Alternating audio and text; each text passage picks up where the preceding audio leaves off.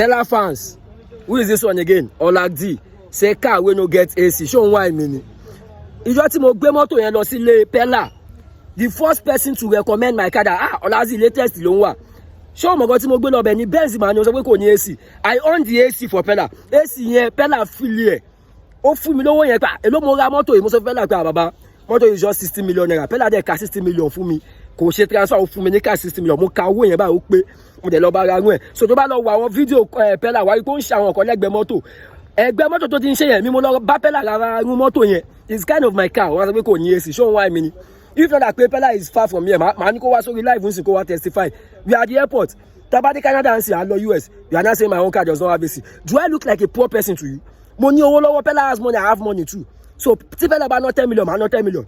And he's always with me. I had to settle now. Okay, promise me 500k. Could for me, but I had to settle. So are you whining me? And I say my car does not have AC. Mo go to mama so. Pella like moto emu de ti ra run e fun. So ti emu ti ra run e fun Pella cause o like e. But ti fún mi lówó mi 60 million instantly. Show whining.